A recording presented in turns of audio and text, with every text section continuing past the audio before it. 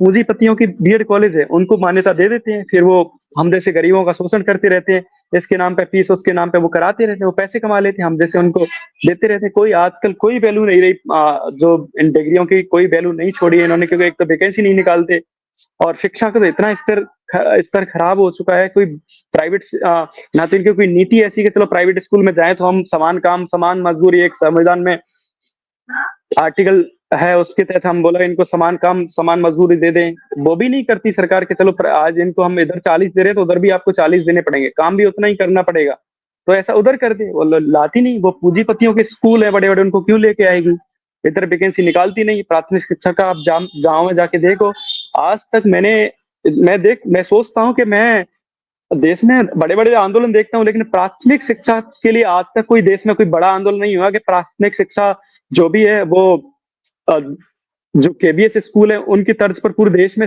जितने भी सरकारी स्कूल हैं, गवर्नमेंट स्कूल हैं, उनकी जो प्राथमिक शिक्षा है वो मजबूत होनी चाहिए, जिससे गरीब के बच्चे एकदम पढ़ के जाएं, उनको पता सके। हम वोट जातिवाद के नाम के डालें या नहीं, धर्म के नाम पर जो लोग वोट मांगते हैं, हम उनसे हटकर विकास के नाम पर वोट डालेंगे, शिक्षा के नाम पर वोट डालेंगे, तो फिर इनका दुकान कैसे चलेगी। अनपढ़ लोग, जो अयोग्य लोग जो नेता बन के चले जाते हैं, वो कैसे जाएंगे, फिर तो अयोग्य लोग संसद में चुन के जाएंगे, फिर तो लोकतंत्र का एकदम पूरा साकार हो। नमस्कार साथियों, स्वागत है आप सभी का आज किस नई वीडियो में। ये वीडियो आप सभी शिक्षा मित्र साथियों के लिए बेहद ही महत्वपूर्ण होने वाली है। साथियों, इस वीडियो के माध्यम से आप सभी को हाल ही के अंदर की एक महत्वपूर्ण सूचना, दरअसल अगर हम बात करें अस्थायीकरण को लेकर सरकार की वास्तविक जो मंशा है, उस मंशा के ऊपर रिसेंट में ही आपकी कुछ नेतृत्वकर्ताओं के द्वारा कुछ जानकारियां दी गई हैं। वो जानकारियां आगे प्रॉपर तरीके से आपको वीडियो में देंगे। सभी साथी वीडियो को पूरा देखें। चैनल को अभी तक आपने सब्सक्राइब नहीं किया है, सब्सक्राइब भी कर लें। अब चलते हैं अपडेट पर। हो जाएगा, तो वो इस बात को होने नहीं देते।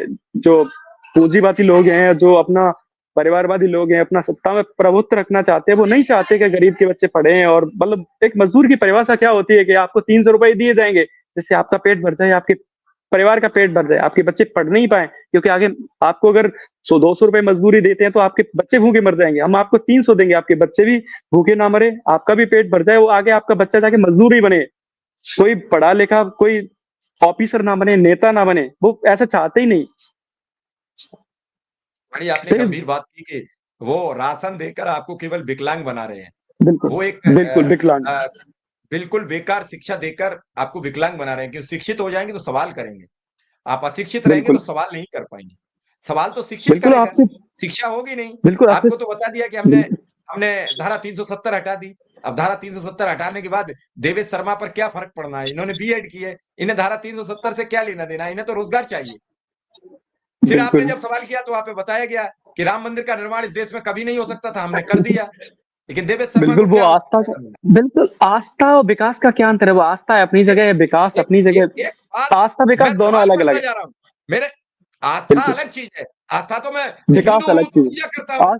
आस्था से क्या लेना बिल्कुल देना है। आस्था को आप बिल्कुल विकास में आस्था मत का जोड़िए। विकास का आस्था विकास से नहीं है। आस्था बिल्कुल। अलग है, विकास आप अलग है। आप ये बताइए कि कल कितने प्रधानमंत्री जी कह प्राथमिक रहे थे। शिक्षक हैं। मैं जो बिल्कुल प्रधानमंत्री जी मंच से मैं कह रहे थे वो शब्द कह रहा हूं। आपसे जब दूसरा मैं तो सवाल किया सोचता हूँ। तो आपने कह दिया कि हम 80 करोड़ लोगों को राशन देते हैं।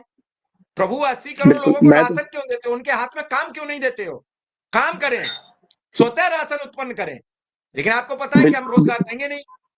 ये रोजगार की लड़ाई है, ये अधिकार की लड़ाई नहीं है, ये रोजगार की लड़ाई है। और रोजगार की लड़ाई में जो आज खामोश रहेंगे, फिर जब आपसे आपका बच्चा सवाल करेगा कि पापा जब रोजगार बंद हो रहा था उस समय आप क्या कर रहे थे, तो आप पर कोई जवाब नहीं होगा।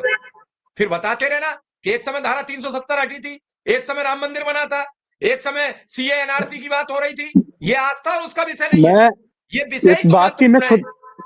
मैं खुद पीजी हूँ, मास्टर कर रखी है मैंने मैथ से, पॉलिटिकल साइंस से, और मैं एथिक्स में बड़ा इंटरेस्ट रखता हूँ। तो मैं इस बात की सोचता हूँ कई बार कि सरकारों ने आज तक कोई, ना तो मैं किसी मैनिफेस्टो में देखता कि हम देश के प्राथमिक शिक्षा स्कूल ऐसे बनाएंगे कि देश का गरीब बच्चा हाईटेक स्कूलों में पढ़ेगा, ऐसे उनको प्राइवेट स्कूलों में नहीं जाना पड़ेगा, उनसे अच्छे हम स्कूल सरकारी स्कूल कर देंगे, ऐसी उनको सुविधाएं देंगे सरकारी स्कूल में जो नहीं होंगी। बिल्डिंग में देखता हूँ बच्चे पेड़ों के नीचे पढ़ते हैं कई जगह, और ना तो उनको कोई सुख सुविधा जो प्राइवेट स्कूल में होती है। वैसे केबीएस है, केंद्र सरकार के जो स्कूल हैं, वो जिले में एक स्कूल होता है, पूरे देश में 600-700 स्कूल होंगे केबीएस। उनकी तर्ज पर जितने भी 1 लाख 1.5 लाख स्कूल हैं प्राइमरी स्कूल, उनके तर्ज पर की जाए तो लगेगा कि भारत विकसित हो रहा है। भाई 5 किलो अनाज बांटो, ये करो, फ्री की स्कीम दो, इनसे हो क्या रहा है? मेन होता है आदमी का शिक्षा, चिकित्सा, स्वास्थ्य, रोड, सड़क, रोजगार, ये दे दो। आप क्यों दे रहे हो फालतू की चीजें? क्यों आप फ्री की चीजें दे रहे हो?